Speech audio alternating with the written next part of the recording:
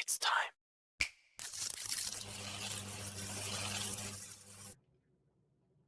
Yes, we are back again for another episode of the Front Office Podcast. I am here and joined today by Chaz. Yo, what's up, stranger? How we doing, my man? I'm doing good. It's been a while. It has been a while. It has been a little bit. I have to figure out why your video is not coming up on my overlay here. But anyway, either way, Chaz is here with us. He's, find him over on the Chaz Cast, giving your record reviews. He is also one half of the Fantasy Football Bros back in the day, if you followed that. We are here again talking about fantasy football. 1/4 of the Fantasy Football Bros. 1/4, yeah. Oh, well, you and I together are one half. Now you got it. Yeah. Well, here's the deal, Chaz. I had done the AFC North last week, and I screwed up. I said some things, and I couldn't post the video for it.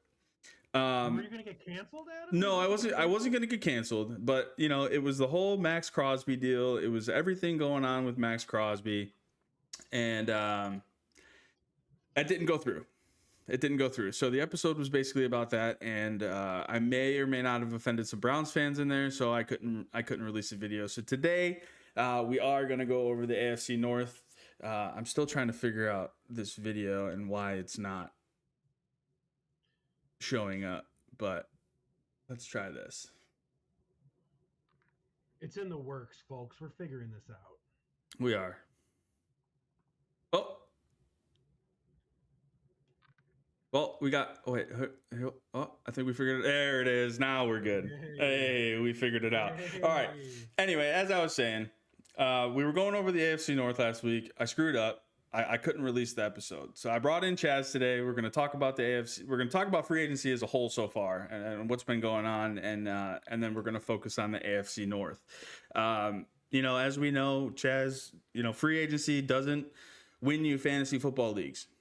Right. But it's how you react. It's how you react to it is what could lose it for you. So well, it's a big thing for fantasy football. Just like the like opening opportunities for running backs in new situations, or the guys that were underneath the wide receivers that might have a prominent role. It's a big deal. Right. No, I mean, it definitely is a big deal. But at the same time, and I tell this story on stream all the time that I made the mistake of believing the hype of Chad Ochocinco when he went to go play with Tom Brady. And then they decided to use Wes Welker. So, it's how you react to the hype. And if you do a little bit more research and figure out, how these players are going to be used in their respective teams and their new rosters, their new head coaches, that's kind of the main thing that, that we go by on the channel is we look at the philosophy of fantasy football. We look to see where the roles expand, where the opportunity grows, and ultimately that's how you should draft come draft season. Some big news though, as I said, the Maxx Crosby deal was supposed to be traded from the Raiders to the Ravens. Ultimately ends up falling through, and they go ahead and sign Trey Hendrickson. Yeah, the Ravens said, and they sent him right back, man. They said nah and sent him right back. I had heard you think that. It's dirty?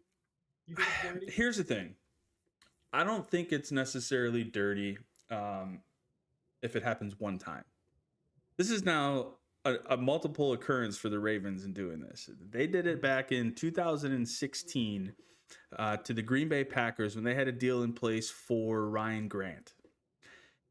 Ultimately, the doctor comes in, says fouls physical, blah, blah, blah. That was the minute that Michael Crabtree became available and they offer him the same contract. Now, is it dirty? I don't know if it's dirty. I think it sucks that it happened between, the legal tampering period that kind of teams are allowed to talk to guys. They can't actually put any pen to paper until, the league year starts. But, what are your thoughts on Maxx Crosby not being a Raven? Well, I think it's dirty. I think what they did was they made the trade. They were excited. And they're like, huh, we can get the similar guy, similar build, similar production, little bit older, without giving our first 2 round picks away. Oh, we might have a little out here because of the guy's knee injury. So you know what? Screw it. Let's just do it. And I think it's dirty. I think smart by all means. Like if the Bills did it as a Bills fan, I'd be fine with it. But I do think Maxx Crosby's the better player, so I think it's a slight downgrade. I think Trey Hendrickson was carried by the simple fact that he's the only good option in Cincinnati. So it's just like Right. he was the guy to make all those plays. I think Max is a much more explosive athlete and everything like Sure. that. So I think it is a downgrade, but to take Trey Hendrickson and 2 first round picks or Maxx Crosby and not 2 first round picks, I think it's a smart move. Yeah, I mean, it was definitely smart by them. Again, everybody wants their draft capital, right? And to be able to save that and to be able to sign a guy of the same caliber player, like I agree with you that I think Maxx Crosby is the better player. I think he's more physically gifted. Maxx Crosby is an absolute freak of nature. Mm-hmm. I love watching him play football. It's incredible. I know. I'm pretty sure. If I remember correctly, I think my girlfriend hates him. She hates Maxx Crosby. But anyway, but yeah, I mean, it's just some of the craziest things that I have seen in free agency, and besides big names going to new places, it's just this deal was locked in place, and then all of a sudden it wasn't, and it just kind of blink your eyes, and Maxx Crosby's still a Raider. Now, good on Max too. He came out and had his press conference with the Raiders and said, "Hey, look, I'm playing for the Raiders." So, good on him. He's a guy I think that has some class in the league, who I don't think he would have just given up on them regardless of, trying to trade him or whatever the case may be. So that'll be fun to watch. Yeah, well, he can't be mad at the Raiders. He asked for the trade. Yeah, exactly. And, but I guess my point is just, for him to come back on and be like, "Hey, look, all right, I asked for the trade, but we didn't get done. I'm here to play. I'm not going to give up on the team and this and that." And, I also did find it a little weird that a guy like Maxx Crosby, in as great physical shape as he is, failed the physical. So that was pretty crazy to me too. But he also had that meniscus surgery like 6 weeks prior. So if there was any lingering issue from that, then, I mean, that's what it is. He doesn't fail this physical if he was traded to Houston. You know what I mean? Right. He just fails this physical because they had something else Yeah. to do.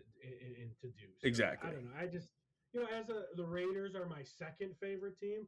I'm kind of mad about it. I mean, Yeah. the Raiders were acquiring 2 first round picks of the first overall pick. They're getting that contract off their book, so I still think they're going to move them. They kind of have to. So it's just like I don't think you're going to get 2 first round picks, but whatever. It is what it is. Yeah.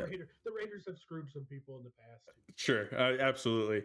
That was my next question. Now, regardless of the trade not going through, and all these agreements that they had with players, and they ended up signing them anyway, they had the cap space to do it. So this trade not going through, they were still okay. Yeah. So, I posted a video on YouTube that who got screwed harder, Bret Hart in Montreal or the Raiders here with the Ravens. I don't think they got screwed at all, to be honest. Like I said, with the cap space that they had going into it, they're perfectly fine. You don't think the Raiders got screwed? Well, I think they got screwed in general, yeah. But I mean, I'm saying as a cap standpoint, you would get screwed if you made all these agreements with these players and then you were just looking to cap dump Maxx Crosby because he's got a big contract with them. They weren't. They have enough space to keep him and move forward and sign everybody that they already signed. Yeah, but it does still screw them because they're screwed out of getting that contract out no matter what. Right. But say they wanted to make a deal for somebody else, some big time. Say they wanted to trade for AJ Brown or something. Right. Now they can't. Exactly. Unless they put AJ Brown in. Hey, that's a good idea. You listening to me, Raiders? There you go. Hey, listen to Chaz. Go get AJ Brown. You need some receivers over there. Couple of things I want to touch base on too is, like I said, this is the second thing I screwed up on doing my division breakdown before free agency. I started with the AFC East, of course. I did the NFC East. I want to go back and talk about the Bills here. How do you feel about the Dawson Knox restructure? It had to happen, and obviously, I mean, God, he was what the sixth or seventh highest paid tight end, and now I know you're a fan of his, like personally as Sure, well, I'm a little and stuff biased. like that. Yeah. So you're gonna be a little biased, but Adam, you watched every Bills game. Absolutely. When all three tight ends were healthy, Dawson Knox was our tight end three. Right. So like how we have our tight end three, who and he's good. He's a tight end two, almost tight end one on any other team.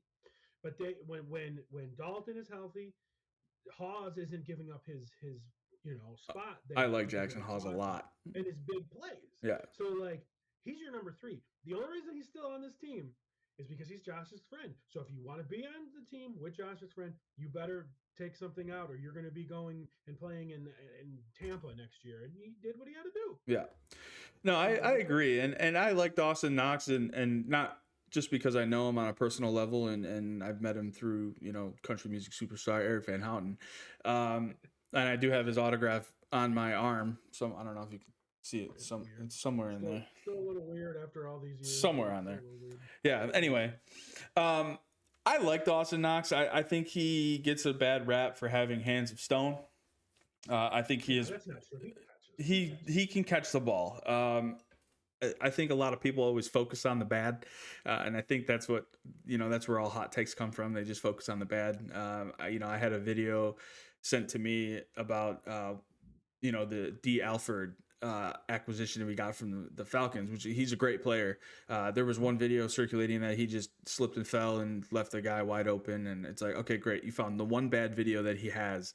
You know what I mean? So, and I think Dawson Knox kind of gets that rap for not being able to catch the ball, but he's also made some really big plays for the Bills, and I like him, and he's a very good blocking tight end, by the way. I don't know if you ever watched him block, but he's very good at it. I mean, I'm not saying he's the greatest blocker ever, but he serves his role on this team, and I think he knows that, and I think he's okay with Jackson Hawes being here and Dalton Kincaid being the guy. The other thing that the Bills did, they went and traded for DJ Moore. Yes. What a big trade that was. Josh Allen needed a number one receiver. He got his number one receiver because we haven't had really anything after Stephon Diggs. You ready for a hot take? I love hot takes. Are your millions and millions of viewers ready for a hot take? They're gonna be. They don't have a choice. Okay. let me like try to verbalize this because it's kind of hard to explain. But DJ Moore coming in to the Buffalo Bills right now was a better wide receiver than Stephon Diggs coming into Buffalo in 2020. DJ Moore is a top 15 wide receiver in this league. Stephon Diggs was not.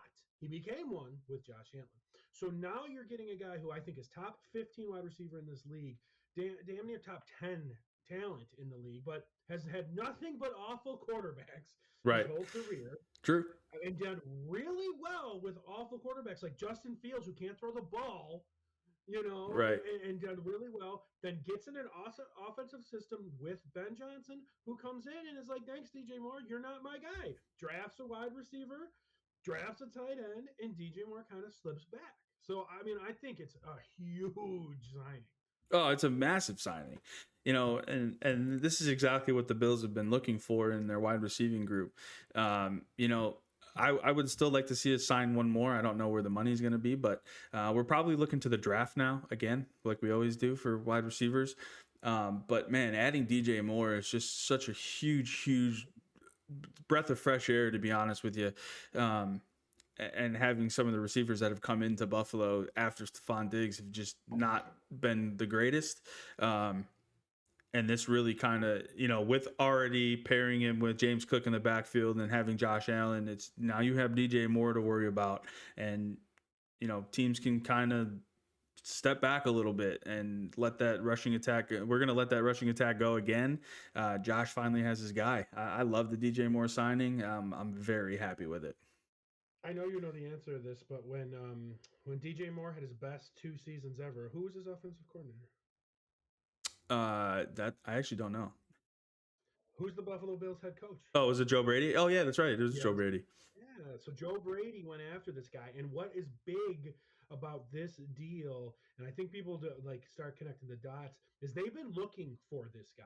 The past few years, they bring in 95-year-old Brandon Cooks, who I thought played well. Bring back He played very well down the stretch. yeah.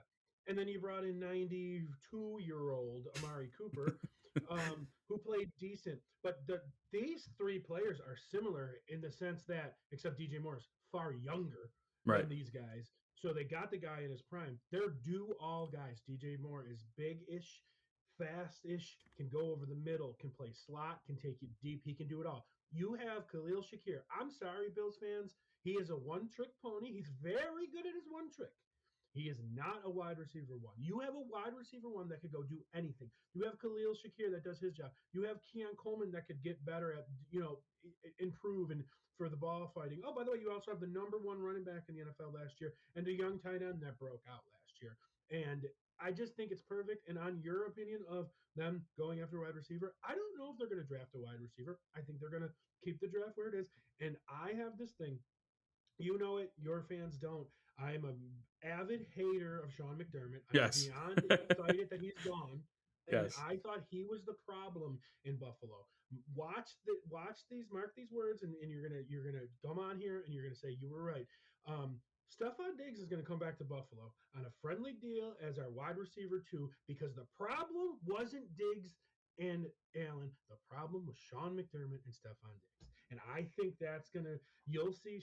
I think you will see Stephon Diggs come in, 33 years old, as the Bills' wide receiver too. Hey, and that's what I think. You heard it here first on the Front Office podcast. Stephon Diggs signing a 1-year deal with the Bills. We'll see if it happens. I wouldn't hate it, to be honest. I always like Stephon Diggs. I don't think I agree with you. I don't think he was the problem.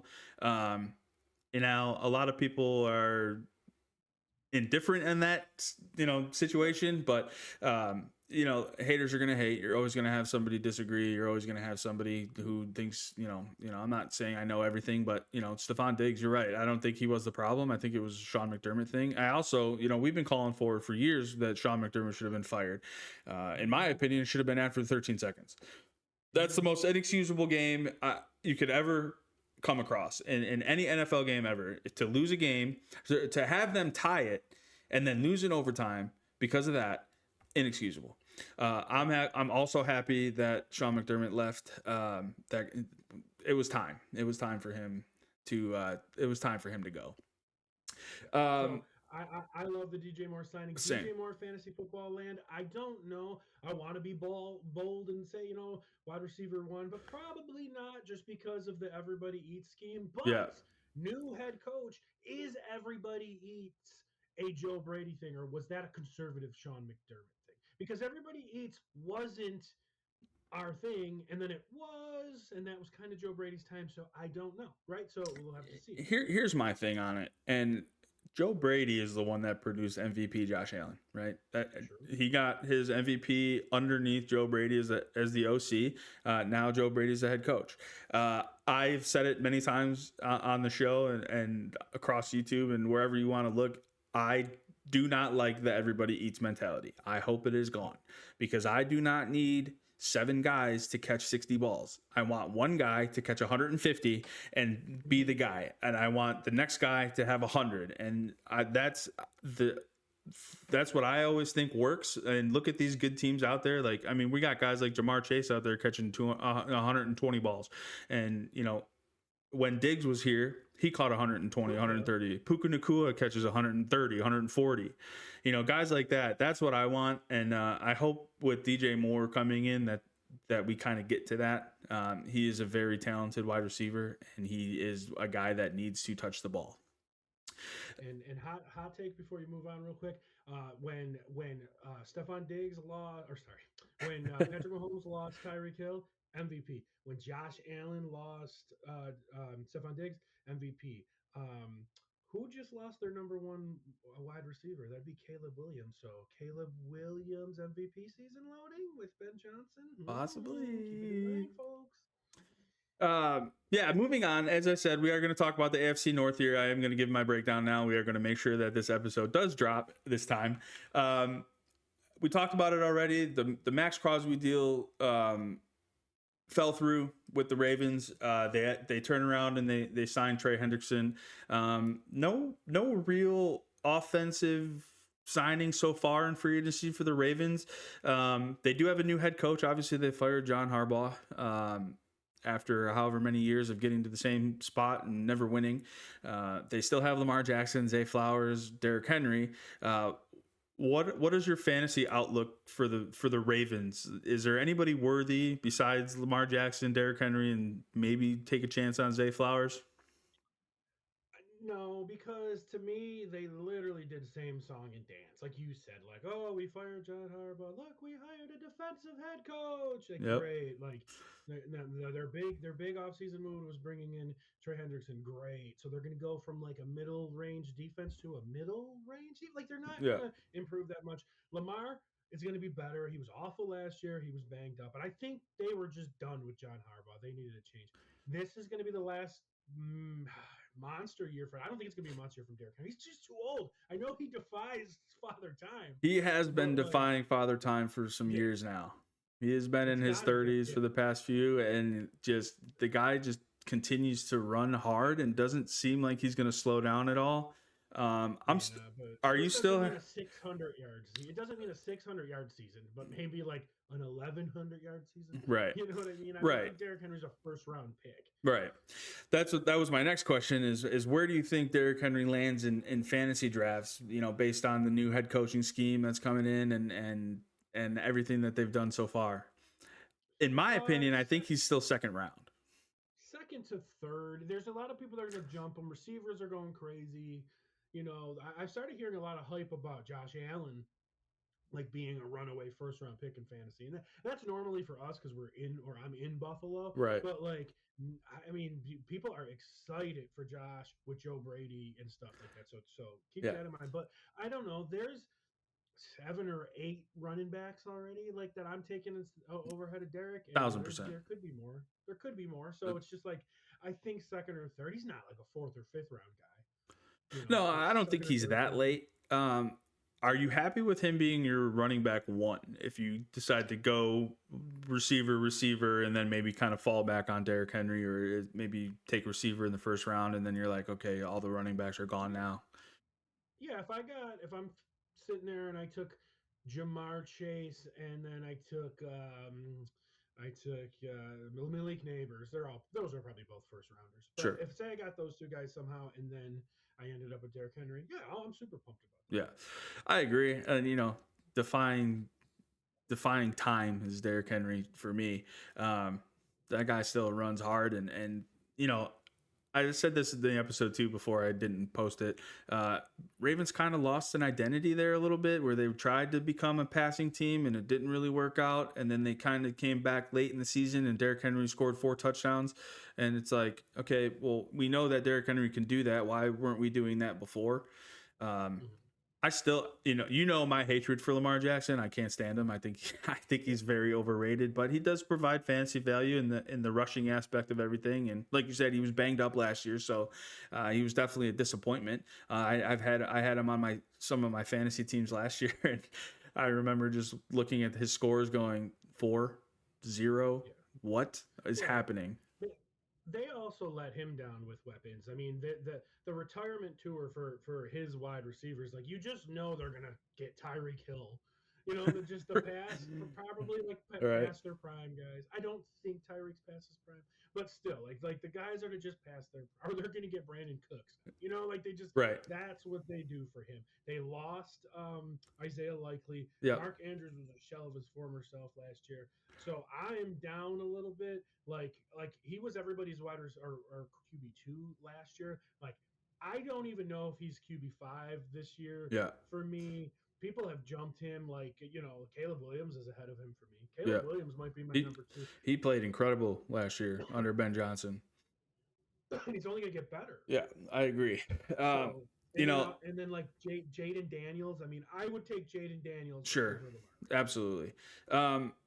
I've said this before too, and I don't know, you'll probably agree with me that tight end is becoming irrelevant in fantasy football. It's an irrelevant position. I've said it before, and if you look at the numbers from last year, we had Trey McBride at the top with 1,200 yards and 11 touchdowns, and the next guy didn't even crack 1,000. He was the only 1,000-yard tight end. Now, I know tight ends are not supposed to get over 1,000 yards, right? They're just kind of there to fill in space on the field, but they have been lately, which is my point. Is now we only have one guy over 1,000 yards. We've seen some rookies come in like Tyler Warren and what the hell's his name? Loveland. Thank you. Guys like that who can really produce but tight end is just kind of becoming irrelevant. And I don't like the guys that draft tight ends so high in fantasy, because it's just after 2 or 3 guys, maybe it's just fill it in waivers. It's just that time. Like there was that time, it was just 2 guys. It was Gronk and it was Jimmy Graham, and then it was just about the time for the handoff, and the handoff went to Travis Kelce. And now it's time for the handoff. The new breed of tight ends is Trey McBride, Brock Bowers, Colston Loveland, Kyle Pitts. Like those are the guys now, and it's like. And Warren, but Warren started off impressing and then it went down. But Daniel Jones got hurt, so that kind of affected his production a little bit. So I'm comfortable with those 5, whatever way you want to put it. But like I'm not like I don't want to hear T.J. Hawkinson's name anymore. Yeah. I don't want to hear I'll take a swing late on Travis Kelce. I don't want to hear Sam Laporta's name anymore. It's those 5 guys. It's Bowers, it's McBride. McBride's 1. For me, it's McBride 1. Yeah. It's Loveland. It's Bowers. It's and then probably Kyle Pitts, and then probably Tyler Warren. Yeah. So like that, and that's it. It's either getting one of those guys or taking a shot on somebody later. Oh, you know what? But we're also sleeping on Kincaid too. Yeah, I agree, and that's the thing too is you can bring it back to the Bills' offense and that everybody eats kind of mentality. But they weren't a team that really used tight ends. They had them on the field a lot, but a couple big plays here and there. But they're not really fantasy relevant in my opinion. And hopefully I'm wrong this season, and some of these guys can step up a little bit. But yeah, moving on though, let's get to the Cincinnati Bengals. Again, a team that really didn't make any offensive moves. They signed a couple tackles and guards that hopefully help protect Joe Burrow a little bit. But, I mean, their wide receivers are pretty set. You got Jamar Chase, T. Higgins. And the emergence of Chase Brown is interesting to me. He played like a true RB1. Could be top 10 in the league this year. Could be. This is what I think. I don't know if you hear my drops, but this is what I think of Cincinnati. I could really just care less. They got good receivers. They got a good quarterback. They're hurt all the damn time. Both, I mean, at least Higgins and Burrow. Yep. Chase is fine, but he seems to get banged up too. Their defense is crappy, which is good for fantasy football because it means the offense to score more points. But you know what, Joe Burrow, it all depends on him. If he's good, they'll be good. If he's hurt again, they're going to be mid, and he's probably destined to have a good season because it's every other year. Yeah. But, I mean, Jamar Chase is still my wide receiver 1. Absolutely. That Jackson Smith and Jigba had a better year, but I am never taking a Sam Darnold receiver over a Joe Burrow receiver. Yeah, and I know JSN shocked a lot of people, and Sam Darnold shocked a lot of people, to be honest. Mm-hmm. But yeah, with the Cincinnati Bengals, I mean, we've said it many, many times before, they just have a boring offense. Their offense is boring. They're not exciting. Guys are hurt all the time, and Joe Burrow being the main one. Guy can't stay healthy. Now, they did, like I said, they did sign a couple, offensive guys, Orlando Brown Jr. and Dalton Reisner. But I don't know if they are the guys that help protect Joe Burrow. They had some really bad offensive play, which is why Joe Burrow got hurt a lot. Guy couldn't stay upright at all. But it really just comes down to, I mean, that's just it, though. I mean, you're only as good as your quarterback, and when your quarterback's not there to be good, then you kind of wonder. I agree with you. I think it's putting lipstick on a pig, trying. Right. Oh, we signed these offensive linemen. Look how we do. I think your quarterback is just soft. I'm sorry, he's just soft. Trevor Lawrence gets beat up. I mean, they're getting better, but Trevor Lawrence got his ass beat up for years. Barely missed any time. Yeah, you know what I mean? I agree. Some people are softer than others. Yep, I agree. I agree with you, though. I'm still taking Jamar Chase as my wide receiver 1 all day long. T. Higgins is kind of not on my radar again with his injury history. Like that guy just misses too many games, and I'm 10 tired. games a year. I'm tired of his. He's going to have 25 points this week, and then 4, and then 3, and then 5, and then here we go. He's at 18 points again, and of course he's sitting on your bench. He's sitting on your bench, and then he gets hurt, and then he's gone for 5 games.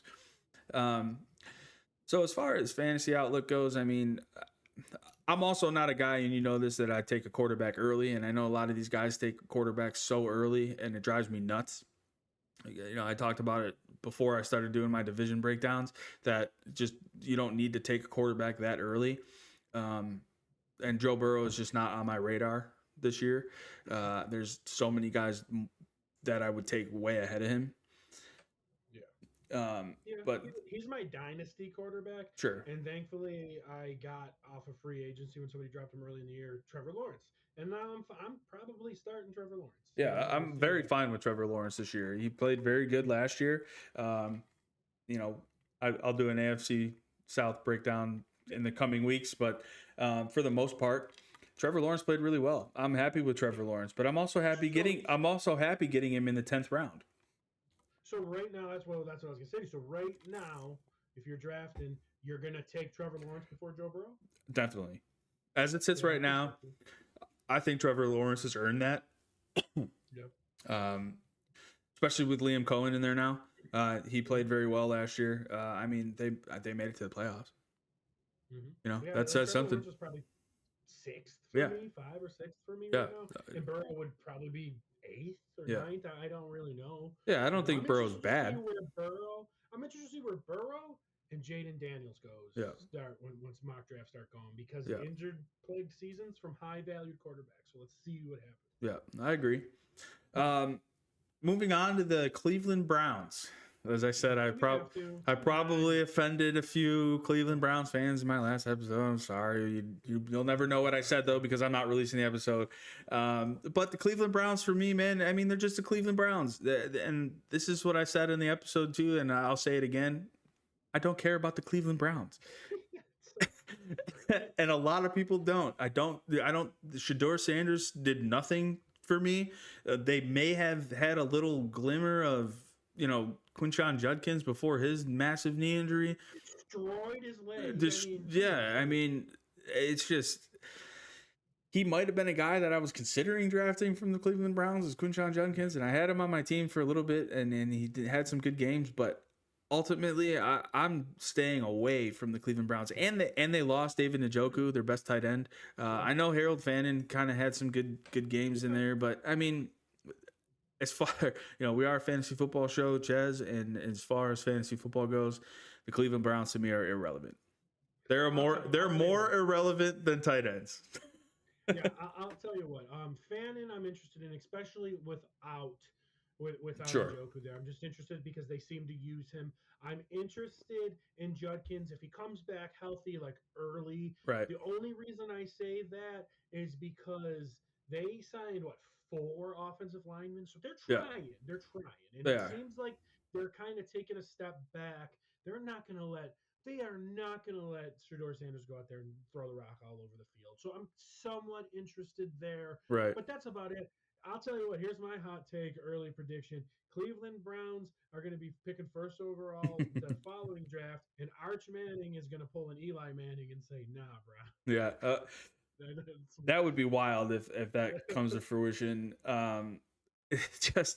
There's not really much to say about the Cleveland Browns. I mean, you said it all there. I agree with you. I have some interest in Quinshon if he comes back healthy, because I agree with you. I don't think they're going to let Shedeur throw all over the place just yet. He still hasn't proven anything. It's just, I don't care about the Cleveland Browns. Sorry if I offend any Cleveland Brown fans out there that watch the episode later on YouTube. I'm sorry. I don't care about your team. I know most people in Cleveland don't care about them. So I don't really feel so bad. Yeah, exactly. Who knows, man? Oh, right. Yeah, either way. Logan Paul. Right. Last team for the AFC North. I wanted to save them for last because they made some moves. We're talking about the Pittsburgh Steelers, the final team in the AFC North. big trade with Michael Pittman coming over from Indy. That's probably the most noteworthy thing they've done so far, next to signing Rico Dowdle. They really kind of worked on their defense as I expected. But for the most part, I guess the big question is Mike McCarthy comes over. Does Aaron Rodgers stay? Well, not stay. He's a free agent. So Right. That's what I mean. it's so like I think so. But I think Aaron Rodgers is going to be a little upset. He's a free agent, and not the people are not talking about him like they usually do. Right. So like, He might be a little butthurt right now. Yeah, he's probably going to do that whole crying nonsense that Aaron Rodgers always does. But I love the Pittman move for them. Pittman is a great wide receiver. I've always liked him. They got him for nothing. Virtually nothing. Yeah. I couldn't believe that trade. And I think him and DK is a great 1-2 punch. It might be one of the better 1-2 punches in the league. It's up there now. It's definitely up there now. And having DK Metcalf on the other side, insane. Rico Dowdle coming in is a nice. Rico Dowdle showed off for them last year. It kills Caleb Johnson that they drafted last year. It does. In a dynasty league, and I'm probably going to drop the kid now. But like they lost Gainwell, and Gainwell was good at pass catching. Jalen Warren proved he's not a number one. He's just not a number one. But Dowdle's your number one, and then Warren's your number two. I think that's pretty good. I think that's a great 1-2 combo, to be honest. And Rico Dowdle had those two back-to-back 200-yard games for the Panthers last year, and that's probably what really impressed Pittsburgh a lot. Also, I know that Mike McCarthy is very running back oriented. He is used and featured his number one running back in all the offenses that he's been a part of. I mean, I know it's only two, but with the Packers and with the Cowboys, he's a guy that features running backs. Not solely features running backs, but as far as like, hey, if you're my number one running back, you're getting the ball. He's not a real big committee guy. So as soon as they announce who their RB1 is, which I agree with you, I assume it's going to be Dowdle over Jalen Warren. And exactly. 7 mil. Yeah. Something like that. 6 million, 7 million, close to that. But yeah, it's probably going to be Rico Dowdle's backfield. And if Aaron Rodgers does decide to come back for one more year, I think he will sign with the Steelers. Especially adding Michael Pittman to that. Like, that's very enticing to me. I can't imagine he would want to get away. I know they have to have mutual agreement, interest with the Steelers too, because he is a free agent. But Aaron Rodgers didn't play bad last year. Right, but we've been saying Aaron Rodgers has been washed up for 3 years. Sure. And I don't know if he's any more washed up than he was 3 years ago. Right. So it's like he doesn't have that arm he used to do, but he still has an arm. Sure. And he's got the mind. So it's not like, you're not going to like trick him too much, but he's just not who he was. And I think towards the end of the year last year, he accepted who he was a little more. And that could be good for Pittsburgh. Pittsburgh's not going to win the Super Bowl, Right. But I think they're going to be competitive. I think they're going to be fighting for the division again with the Ravens. I think the division sucks.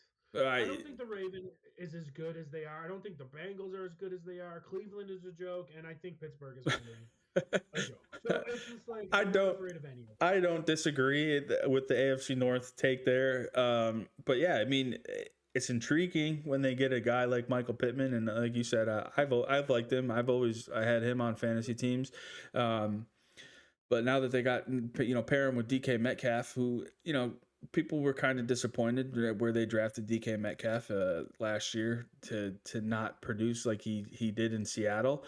Washed up quarterback, right? With Aaron Rodgers being as old as he is and still contemplating coming back for one more year, which I think is ridiculous. I think just give us an answer. Like, nobody cares.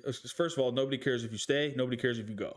So just make up your mind, figure it out, go sit in the dark for 4 days or whatever the timeline is that you do and figure it out. This Pittsburgh needs a quarterback and there's no question about it. So I don't think there's any quarterbacks left really out there that could sign. Kirk Cousins? No, I was actually just about to say that there's one guy out there that I think that would really benefit the Steelers, and it's Kirk Cousins. Let go from the Falcons, and I think if I really truly think that the reason they haven't signed him yet is that they're still waiting for an answer from Aaron Rodgers. I'd rather have Kirk right now. 1,000%. I would much rather have Kirk Cousins. I think he played very well in Atlanta, in my opinion. Came in for Michael Penix, had some games, but it's tough to come in off the bench like that when you're not starting and produce winning. And for the people that are going to say Kirk Cousins is old, folks, he was drafted 6 years after Aaron Rodgers, right? So 6 years after Aaron Rodgers. Yeah. So I don't think he's 6 years younger. He might only be 4 or 5 years younger, but still, Right. He's got way less mileage on that arm. Right. Than Aaron Rodgers. I think the people you have to look out for them is another Russell Wilson sighting and a possible trade for Anthony Richardson, but I don't think that's going to be in their wheelhouse. Yeah, I'm not sure about that. I know Anthony Richardson is out there seeking a trade. I'm assuming he probably hasn't found anything yet since there's been no news on it. But there's also really not a whole lot of tape on Anthony Richardson. So these teams are looking at it going, well, what has this guy really done? Except the only thing that people are hanging their head on is he tapped himself out of a game because he ran around too much. So what? He was tired. Get over it. Yeah, I mean, I don't like the fact that he did that. Like, if you're an athlete in the NFL, you don't tap yourself out of games because you ran around a little bit. We'd be seeing Lamar Jackson and Josh Allen and these running quarterbacks do that, every single game. But it's just, I still think Anthony Richardson has a really good arm. He has the talent. He's a big stature guy. Just guy's 6'5". Yeah, big. He's as big as Josh Allen, almost as big as an arm, way more inaccurate, but he's faster than Josh Allen. Yeah. He's the guy that if he goes to Chicago or he goes to San Francisco or he goes to Minnesota, can get, his career back on track. Yeah. So I agree. I agree. Free agency this year has just been crazy, and that was our AFC North breakdown from the guys here. But free agency so far has just been chaos. I do have, cool. I love free agency. It's my favorite time of year. It has been a question for you about free agency. Yeah. First of all, are you hearing my drops when I drop them? No, I'm not. No, I don't hear them. So I don't know if they're hearing them at home, but I'm going to do the drop anyway, and people will get it, and then I will say, because I wanted to get your opinion on this player. What do you think about Kyler Murray in Minnesota? I think it's saying that Minnesota has no faith in J.J. McCarthy whatsoever. Yeah. And I think that is an offensive genius head coach. 1,000%. Went out and got a guy immediately. You got a guy that has a big arm and is a first overall draft pick, is a Heisman Trophy winner. He's under 30. I think this is he has one of the best receivers in the NFL. This is an enormous slept on move. 1,000% agree with you there. And I've been listening to a lot of analysts and stuff. I listen to Sirius XM all day long, and all they're saying is, QB competition in Atlanta with Tua and Michael Penix and blah, blah, blah. First of all, no competition. Tua's going to start there. I don't care what anybody says. Second of all, no QB competition whatsoever in Minnesota either. J.J. McCarthy is not their starter this year. It is going to be Kyler Murray. These are the two best receivers that he's ever had, in Justin Jefferson and Jordan Addison. He's got a great tight end, T.J. Hawkinson. I'm not saying that Hawkinson's going to be, be all end all, greatest tight end in the league this year, but we saw Kyler Murray use Trey McBride a lot. We saw him use Zach Ertz when he was there. So this could be a revitalization of T.J. Hawkinson. But for Kyler Murray to go into Minnesota with that kind of weapon, those kind of weapons, it's a no-brainer for me. I have no problem drafting Kyler Murray this year because I have no doubt in my mind that there is no competition there. Zero. I do have to call you out and say it's the best two receivers you've ever had. Jordan Addison is not better than when he had Nuke Hopkins, but JJ is for sure. Yeah, I mean, Nuke is fine. Yeah, he's great. He was a fantastic wide receiver. You're right. But Yeah, especially that. So, but mind you, Adam, what I want to bring up too about this thing for fantasy football, me helping all your peoples out there, is JJ McCarthy was also coming off an ACL injury, so I don't think he's done, but I he don't think was he's done pretty either. good at times for Minnesota. Here's his fantasy football games. He played 10 games, right? Some are awful and some are good, but here's his scores: 22.2, 3, 19, 15, 6, 0, but I'm assuming the guy got hurt or something that game. 21, 24, 8, 8. So like some games he was good. Like if you're gonna get Sure. more stability with Kyler, and Kyler's a better runner. You know what I mean? Like Yeah, absolutely. it's I think like people were sleeping on JJ's fantasy a little bit. He wasn't like startable, obviously, but No, like the fact that he had JJ McCarthy had 180 rushing yards at a 5 yard average and 4 rushing touchdowns. Would you think that was JJ McCarthy's fantasy stats last year for rushing? no, So Kyler Murray can like, dude, in this system, like it's slept on. Like he's gonna be a late pick, but like, give me Kyler Murray as my number 1 fantasy backup that could start. Give me absolutely Drake May and Kyler Murray. You know done. what I Yeah, mean? for sure. Yeah, like that. Just that. Yeah, and Sorry, I just haven't talked to anybody about this. I wanted to talk about this no, with you. absolutely. And when I get to the NFC West, or we can definitely talk about Kyler Murray, and I still have to do the NFC North. So next week we can get on that. But yeah, I agree with you. I think it's super slept on. I think people are just kind of hanging their hat on. Kyler Murray was. They didn't win games in Arizona despite his talent, and I do think he has some talent. I think he's got a good arm, and he is fast. And I think he was just kind of given a bad situation, and might be a hot take here too, but I don't think Marvin Harrison Jr. is all that great. I think he's It's a hot take. I think he's It's a I hot think he take. is good, but I see a lot of laziness in him, and I don't like that.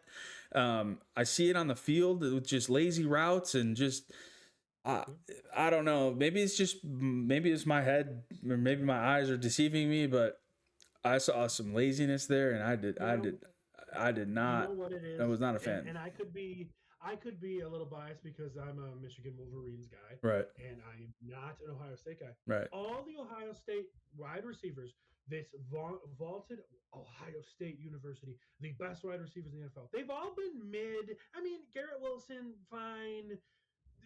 Harrison's been whatever. Like, Right. finally, year 4, JSN breaks out. Like, and it was just, I don't know. There's all this talk about, Chris Olave's been fine. None of these guys has taken over the league. I guess JSN finally did. You know what I mean? But it's Sure. like, so I'm sleeping on the Ohio State wide receivers that are coming out this year. And then next year, it's all going to be about Jeremiah Smith. Fine. He's been the most but so was Harrison. So I don't know. Maybe I'm just kind of an Ohio State hater. Am I saying anything wrong about these guys? Do I have a bad look about all these Ohio State wide receivers? No, I don't think so. I mean, it's just Ohio State. They produce wide receivers. That's just how it goes. But they're all supposed But to they're be the all next supposed big to. thing. Yeah, I agree. They're all supposed to be like the next. The greatest wide receiver to come out since whoever. But Since the last Ohio State wide receiver, right. the last big But wide receiver that came out was Marvin Harrison. Guess who the next big wide receiver is? Jeremiah Smith next year from Ohio State. Like, right. stop with this. Yeah, it's a narrative that's become just you know overwhelming. I guess that just if you get an Ohio State wide receiver, like they're supposed to solve all your problems. And how long did it take JSN to do what he did, right? And he did it with Sam Darnold. I mean, they didn't have the greatest in Geno Smith when he was drafted, but Geno Smith was viable. Like they made it to The ball. yeah, he got the ball there. And it just Ohio State just I don't know. Everybody's just like, yeah, the greatest wide receivers ever. And I didn't see it with Marvin Harrison Jr. Maybe because he had some drop issues and that was a real thing. I maybe solely got drafted based on his name because who his dad is. Um, Could be. But You remember I was more of a Neighbors guy that year. yeah, So no, you've always been a Malik Neighbors guy, and it was unfortunate that he ended up getting hurt. I did do an NFC East breakdown. Malik Neighbors coming back from injury. I think people are going to wide sleep on him receiver fantasy one coming this because year. of the injury. People are going to be scared of him. So, and that's one of the things that I go over in one of my philosophy episodes is, you can't be afraid of injuries. These guys are very talented. They don't. You can't be afraid of certain injuries, Right. but for certain people like Joe Burrow, be afraid of injuries. Right. But I mean, like, talking about guys like Saquon Barkley and now the Malik Neighbors thing, and look at what Adrian Peterson did after his ACL tear or his MCL tear, whatever knee ligament he tore. It came back and rushed for like 2,000 yards. It's And we not the saw same. Saquon do it. ACLs aren't what they were. It's more Right. of the Achilles is the bad injury. Right. I don't fear an ACL anymore. As long as the guy's age starts with 2, I don't care Yeah. about ACLs Agreed. anymore. It's the Achilles that seems to be more of the Achilles heel. You see what Yeah, I see what you did there. there? Hey, we're right at an hour here, Chaz. I appreciate you being on the show, man. Guys, this is the Front Office Podcast. Look for the episode up on YouTube over at Pistols Live HQ. We're probably going to release it on Tuesday. It'll be much better than what I recorded before the Maxx Crosby news. Chaz, go ahead, plug your stuff. You can find me on Twitch and on YouTube at the Chazcast. I have not been posting a lot lately, but I'll get back into it. But you're still there. Just kind of like, yeah, I'm still there. You'll catch me there here and there. Maybe I gave up my dreams of internet stardom. And if you want to see Adam's old bad takes, look up the Fantasy Football Bros. Yeah, Fantasy Football Bros is where it all came together at some point in the past. But I appreciate you being here, man. We'll do this again. Happy to have you on anytime you want.